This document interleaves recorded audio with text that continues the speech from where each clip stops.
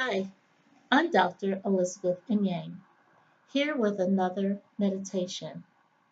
First, I'd like to remind you that if you're new to meditation, take a look at my meditation video number 1, which goes over different steps, the basic steps that you can take to start learning how to meditate. For those of you that already know how to meditate, you can continue doing what you're doing.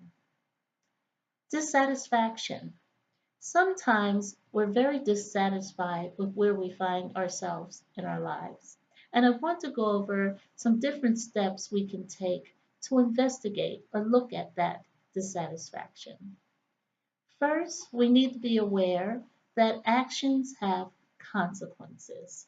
And we need to think before we actually do anything, take any action on things. Second, we need to think about what our intention is. And we can do this by meditation. Meditation is a great way to help us to figure out what our actual intention is. We also need to be careful about what we say to others and what we say to ourselves. Sometimes our negative self talk can cause us to feel anxious or can cause us to feel depressed. We need to make good choices in our lives. And meditation, just taking the time to breathe, focus on our breath, that can help us to focus more on ourselves and be more careful about the choices that we make in our lives. Next, we need to make sure that we have the discipline that we need so that we do make good choices. For example, we don't need to overshop during this busy holiday season that's coming up. We don't need to watch too much TV, and we don't need to be excessive in our eating habits. Don't overload our senses.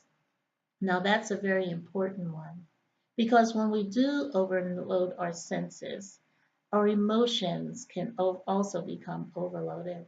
And this could cause us to be angry or to be resentful. Next, we need to use our mindful techniques to gain insights into where we are and where we want to go. And the final one I'd like to mention is concentration. So we can concentrate on carrying out a plan for ourselves that includes mindfulness and meditation. Well, that's all for this afternoon, and I hope you found this to be helpful. Remember, you can meditate before you start looking at your list and making up your plan, and then after you've worked on your list. Keep your journal next to you. That's all for today. Bye for now.